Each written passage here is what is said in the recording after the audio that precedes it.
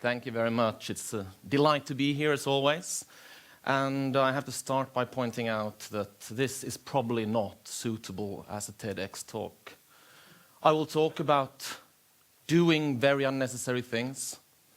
I will talk about routines in a positive way.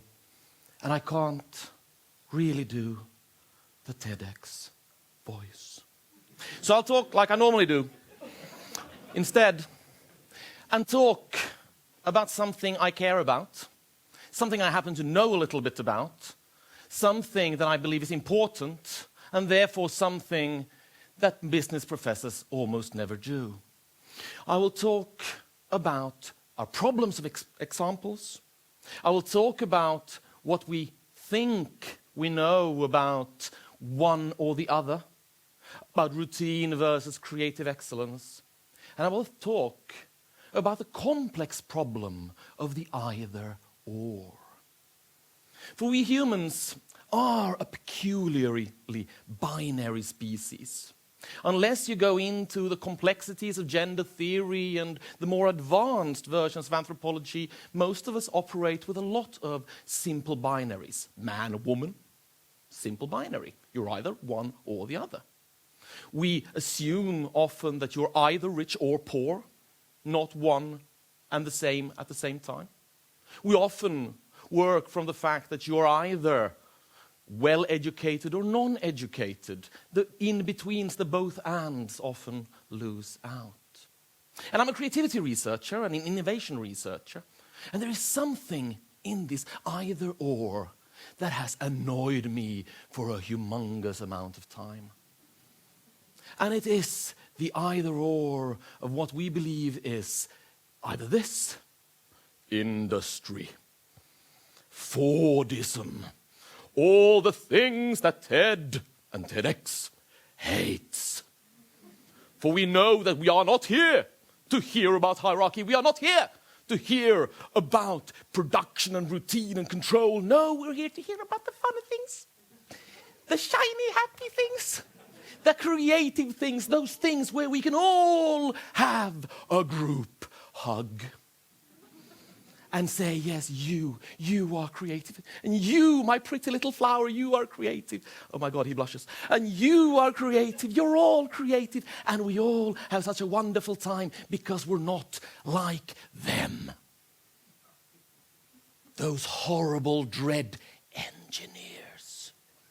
Those horrible spawns of Taylor who walk around in this earth and mess it up for us, the shiny, the colorful, the creative. This is a key either-or in our current discourse.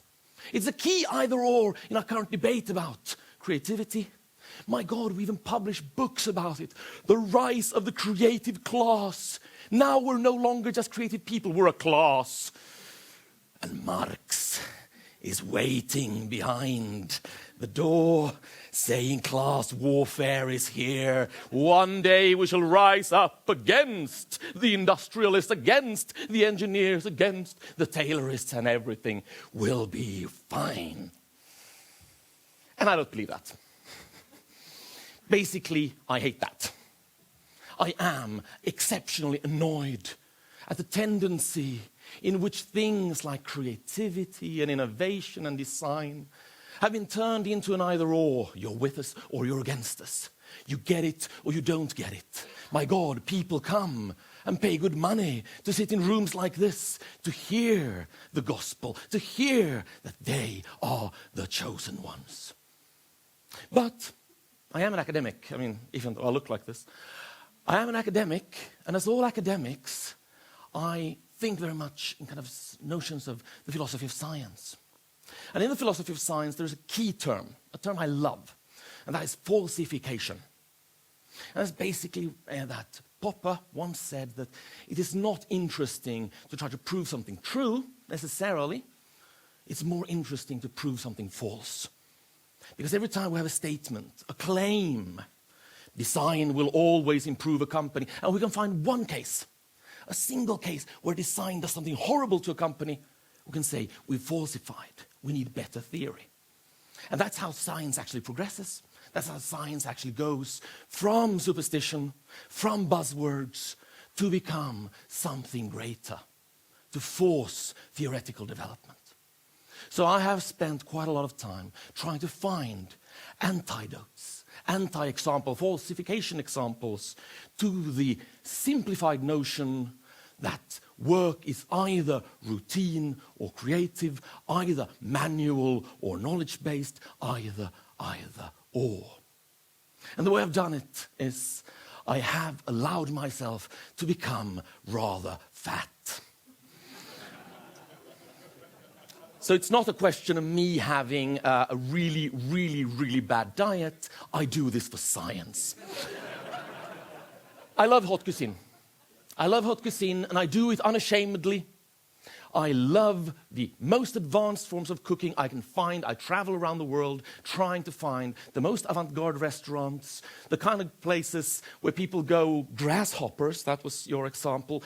We did that so last season. And I don't do that merely in order to indulge in some kind of gustatory fantasies. I don't do that merely in order to fill my rapidly expanding belly. I do that because I believe that chefs, yes, chefs, are one of the great untapped potentials for leadership development and for understanding how true creative work can function. Where people like me, business school professors, look for examples, we tend to look in two places. We either look to the high arts, the conductors, the great artists, the great designers, or we look to the industrial, the Jack Welches of this world. I look at this figure, this somewhat ridiculous figure, often portrayed in popular culture as somewhat effete, somewhat silly, very preoccupied with things nobody else understands, often laughed at. But I do this because I believe that the chef, as in my, and this is in my definition, somebody who's running or trying to run a world-class restaurant, the top of the top in the culinary world, the people who run 2 and 3 Michelin star restaurants, can actually teach us an enormous amount of how the most basic routines and the most advanced aesthetics can be almost seamlessly combined. Because a 3-star restaurant is a place many of you kind of think of as very silly. You think of a 3-star restaurant, and you think of people playing with stuff that's not really food, presenting it on plates that don't really look like plates, and you always going away either hungry or nauseous. That is how our culture talks about 3 Michelin star restaurants. But I am an organizational theorist, which means I look at things slightly weirdly. And in the case of the top restaurant, what I see is not merely some kind of aesthetic folly, but instead an organization which at its core has a constant strive for creative excellence and creative development, one which continuously tries to find new ways to express one of the key elements of our human existence: eating, tasting, feasting, and does this in a manner that can only be called as industrial and militaristic. And that is the weird bit. Because a top chef of today is not merely somebody who stands in a food laboratory and mixes stuff together. No, he runs an organization that needs to execute the finest aesthetic experiences 200 times a night with absolutely no variations in quality. Jack Welch is a sissy when it comes to quality compared to what a 3-star restaurant has to do. One mistake, one thing badly plated, one single dish wrongly spiced or wrongly salted, and there is chaos, because stars can be taken away. The talk starts to go around. He has lost touch. She doesn't know what she's doing any longer. They have lost it. And if you look to the history of great cuisine, you actually find an alternate history of our society and of our economy. This is Auguste Escoffier. Auguste Escoffier is the king of chefs. He is basically the one who kick-started modern restaurants. If you've ever ordered off a menu in a restaurant, that's the guy to thank. He invented the menu. Right? I mean, he introduced it, 1901. He invented the brigade system, used today in most top restaurants, in which he stated, no, it's not enough just to have a bunch of people in silly hats and white clothes trying to do this, do that, and somehow hope that good food comes around. No, there needs to be a system. And he instituted that system, the brigade system, which says that every task needs to be analyzed to the smallest unit, and you need to set together a structure where everyone knows their place and can execute the smallest units of work in a perfectly linear fashion to ensure that quality stays perfect and to ensure that there is efficiency in production. And you might listen to that and go, yeah, so the guy used the Taylorist method. For those of you who have read management will know of scientific management, the way in which we started organizing our factories, organizing our corporations. Yes, there's only one little difference. We shouldn't call it Taylorism, because he invented it about 10 years earlier. Escoffier was the first one who actually brought industrial production of the kind we would truly recognize as modern industrial production into any organization. And he brings it into a service organization, and he brings it into a field we often look down upon as a little too aesthetic, a little too effete to truly take seriously. He said, there is no definition, there is no separation between the high arts and the mechanic arts, the engineering arts. They are one and the same. True excellence comes out of being able to combine these things, of being able to be both routinized and controlled and free and creative. Only the people who are mediocre need to settle for one of them. A follower, in a sense, at least in the linear, classic, chronological sense to this, might be this man, Andoni Aduritz. Andoni runs the restaurant Mugaritz, only 2 Michelin stars, but to my mind, the greatest restaurant we have right now in the world, anywhere. Also, the, without a doubt, most intelligent man I've ever met.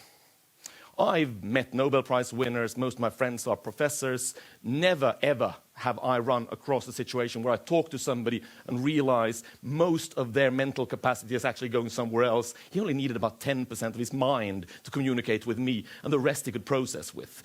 Very humbling experience. Andoni has created a restaurant which is pure locavore, which manages to use the deconstructive fashions of Ferran Adrià's El Bulli.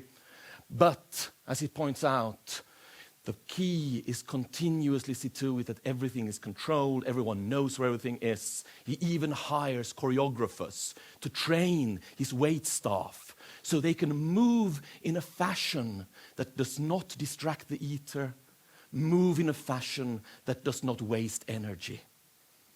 This is a man who has taken even the movement of his waiters and made that a sustainability issue.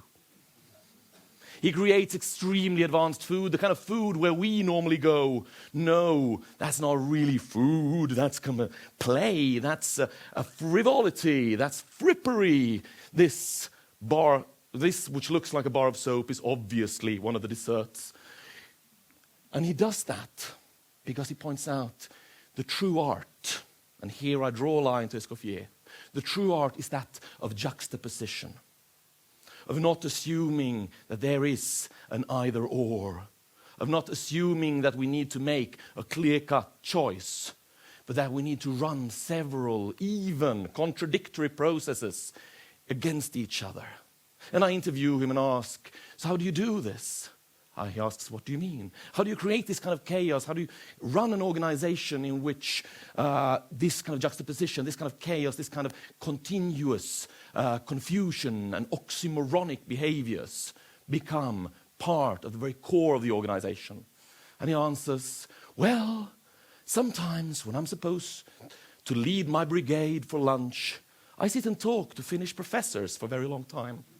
They're probably wondering where we are, because I was supposed to be in the kitchen an hour ago.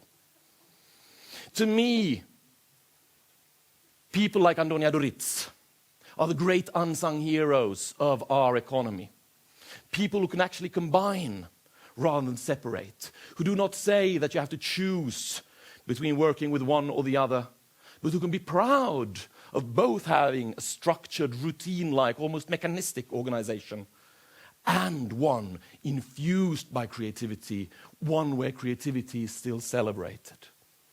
He's a leader, and all chefs to me are leaders, because they are truly knowledgeable, yet remain humble in the face of the continuous movement that this kind of oppositions, these kind of juxtapositions, these kind of oxymorons create.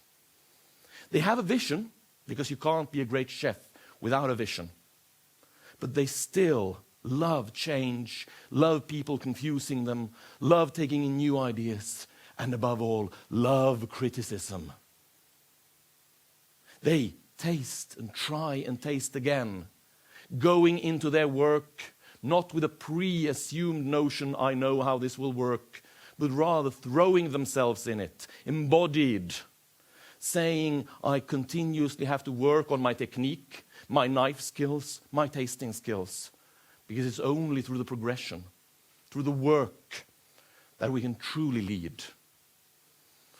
And they are great leaders because chefs, to me, are grandiose in not accepting the either-or.